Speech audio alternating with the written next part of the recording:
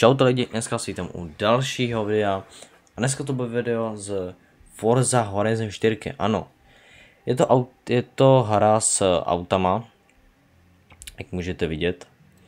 Není to World of Tanks, od World of Tanks si dáme teď chvilku klid a zkusíme si zahrát Forzu, abych viděl, jestli vás to bude bavit víc než World of Tanks, kdo ví. Třeba máme tady nějaké fanoušky, který víc baví auta než World of Tanks. Mě začalo bavit víc auta, takže jsem začal hrát tohleto. Jak vidíte, mám 33 milionů. Je to jednoduché dostat, jestli byste chtěli vidět, jak je dostat takovýhle peníze. Je to úplně jednoduchý. Stačí dát jenom like a okomentovat video, že to chcete prostě vidět, já vám na to udělám video, je to strašně jednoduchý. No ale abych už to neobkecával, tak dneska budeme budeme točit kolem štěstí. Máme tady 5x zatočením kolem štěstí, normálním, z toho dostanete jednu cenu. A pak tady máme zatočení super kolem štěstí. Super kolem štěstí to znamená to, že dostanete 3 v tom jednom kole a máme jich 9+. Nevím přesně, kolik jich tam je, ale bude to určitě zajímavý. A jestli nám padnou nějaký auta, který se nám budou líbit, tak bychom mohli udělat taky na to video a vytuningovat je. Takže už to dál nebudu kecávat a půjdem. Začal bych tím normálním kolem štěstí. Tak jo, tak co nám padne? Můžete nám tady padnout klaxon, oblečení nebo peníze. Ale já budu asi rád za všechno, co mi padne. Je to asi trošku jedno. Jo, to bávo mohlo být dobrý. Takový svetr nějaký. Ok, oranžový rolák. Co máme dál? S tím žádný auto. Ok, nějaký tričko, super GT, ok, to není špatný. Nic pro mě, já mám prostě koubojský klobouk a moje krásné boty. O, 250 000, nice, to se mi hodí, to použiju určitě do toho, to určitě použiju do sázení. Co mi dá? Co je tohleto? O, Lotus Cortina. To jsem prodával. Takže to bude asi jedno, nebo uvidím, jak by se vám to auto líbilo vám. Mně se vůbec nelíbí. Tak tady máme to super kolem štěstí. Těch máme 9+, tak jsem nevím, kolik jich máme. Ok, 12, to je dobrý. Ok, takže jak vidíte, máme prostě 3 políčka a dostaneme z toho 3 políčka z něčeho prostě. To je cool. Černé, ok, máme tady klasický Running Man, nebo mohli se dostat to Lamborghini Countach a to bávo hezký tamhle, to bych za to byl strašně rád. Pak černé holínky a dev, ok, nic zajímavého. Dneska jsme tady pro auta. To Ferrari nám mohlo padnout, ježiš, to je škoda. Nevadí. Ještě máme 10 pokusů dostat nějaký dobrý auto. Co dál? Nice, máme tady Alumicraft FE. To není to špatná bugina, ale já jsem ji prodal, protože já s tím autem prostě nejezdím. Já jsem takový ten Le Mans týpek, jo, a takový jako já nemusím tady auto, ale jo, jsem za to rád, že jsme tady auto, ne, to Porsche mohlo být dobrý. A 250 000, to není špatný, to je taky dobrý. Ale to Porsche, to by bylo hezky, já sbírám tady ty Porscheátka krásný. Tak co dál? Ok, krémový pletený svetr, se mi docela líbí. Ok, co nám pane dál? Chtěl by to nějaký dobrý auto, už. Chevy Nova 66, to se mi docela líbí, hezky, co? Je mi jedno, jaký to má rank, mně se to prostě líbí to auto, jako zdarově. Nice. Tohle auto jsem si chtěl koupit. Seelen S7. Na to bych si asi udělal nějaký tuning. Uvidíme.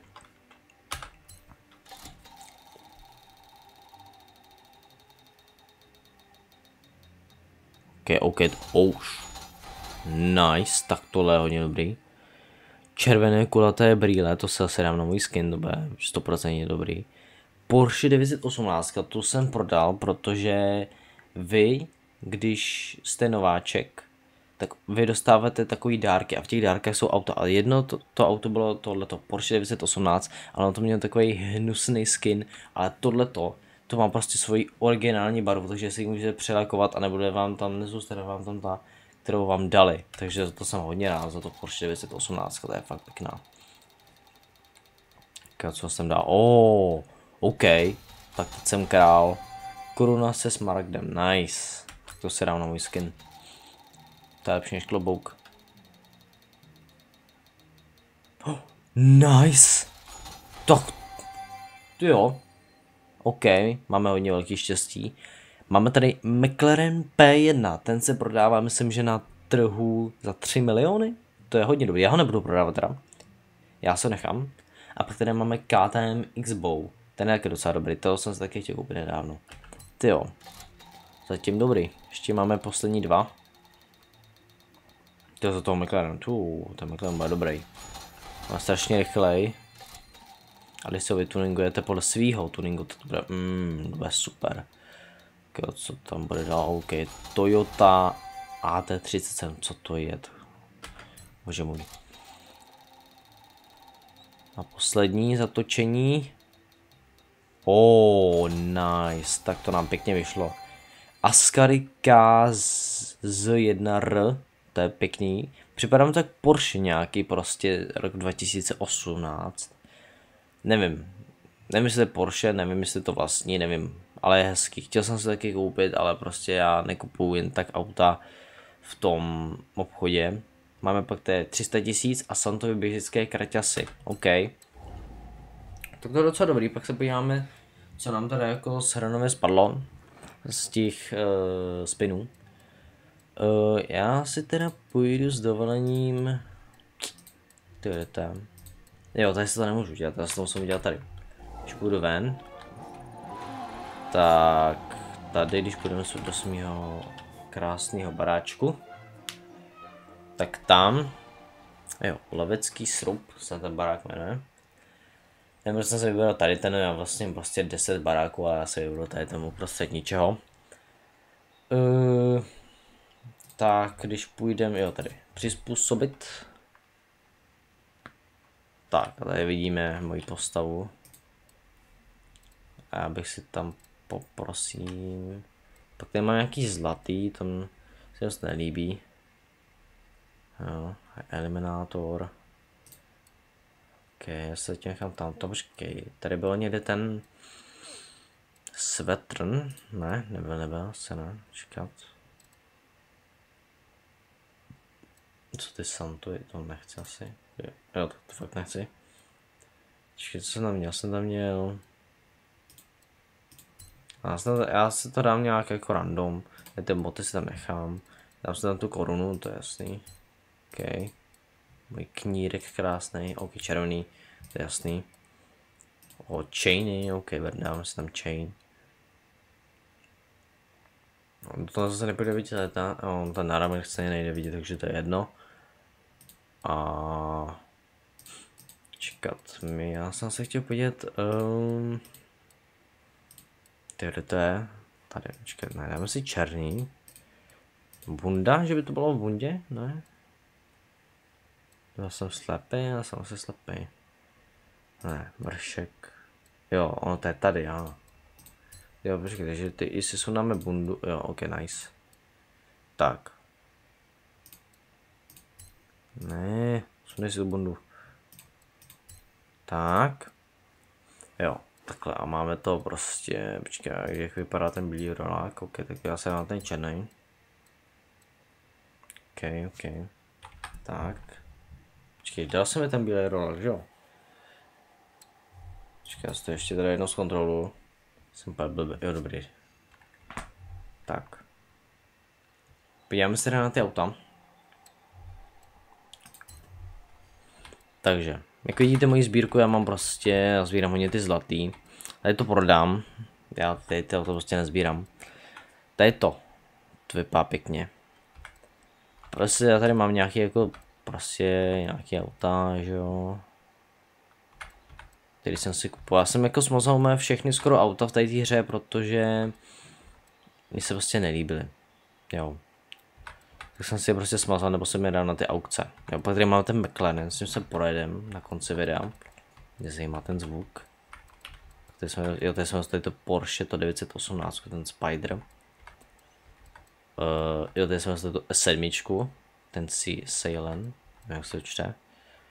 Ok, tady nic nevidíme, super. Ale jako zatím ten McLaren asi za mě vyhrává, nevím.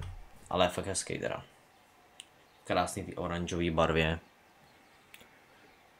Fakt hezký. Budu grindit, aby jsme mohli mít další zatočení kolem štěstí. Jo, ten je fakt hezký. Já jsem se ho chtěl koupit, ale jako Forza Horizon Live to nechci dělat. Jako je fakt hezký, ale za 3 miliony to se mi fakt nechci kupovat. Sorry, jestli se bude trošku lagovat, ale to já nemůžu. Když natáčím, tak se mi to začíná trošku lagovat. A jako wow, ten je fakt hezký. Ten je pěkný jako. Ten je hezký. Tady je. Ten zvuk je taky krásný.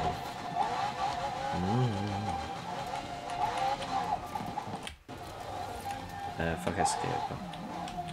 No, takže tady bych asi ukončil video. Děkuji za sledování. Jestli se vám to líbilo, tak dejte určitě like a subscribe. Napište, jestli by jsem měl pokračovat s Forza Horizon 4, nebo jestli bych měl zase začít s tankama. Jo, to bude asi všechno. Děkuji za sledování a zatím čau.